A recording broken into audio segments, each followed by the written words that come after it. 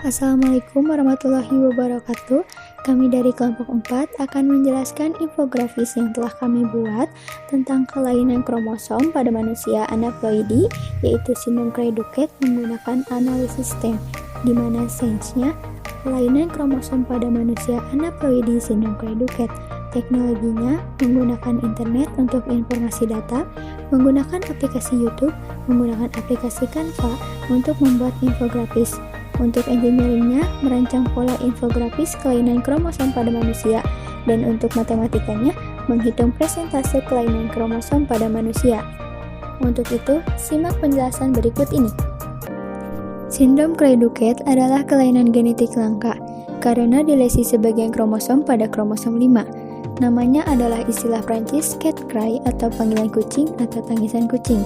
Pertama kali dijelaskan oleh Jerome Lejeune pada tahun 1963. Gejalanya diantaranya masalah makan karena kesulitan menelan dan mengisap, bisu, berat badan lahir rendah dan pertumbuhan yang buruk, cacat kognitif, bicara dan motorik yang parah, masalah perilaku seperti hiperaktif, agresi, ledakan dan gerakan berulang, fitur wajah yang tidak biasa yang dapat berubah seiring waktu, air liur berlebihan, kepala kecil atau mikrosefali, dan rahang mikrognatisme, mata lebar, hipertelorisme, dan skin tick di depan mata.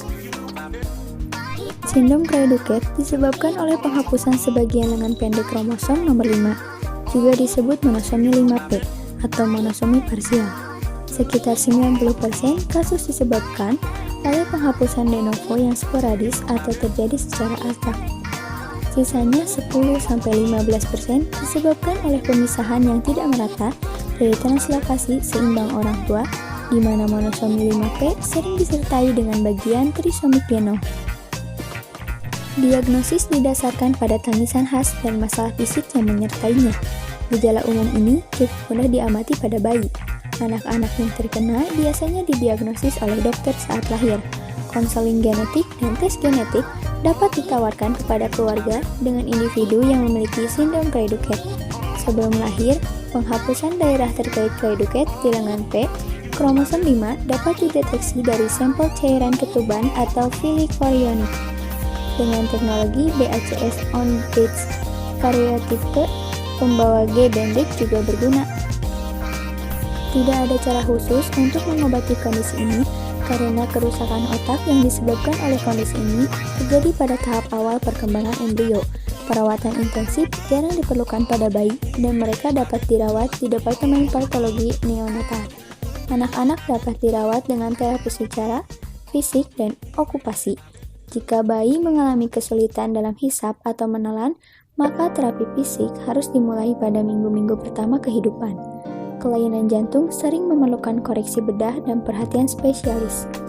Setelah anak bertahan hidup beberapa tahun pertama, prognosisnya baik dan tingkat kematiannya rendah.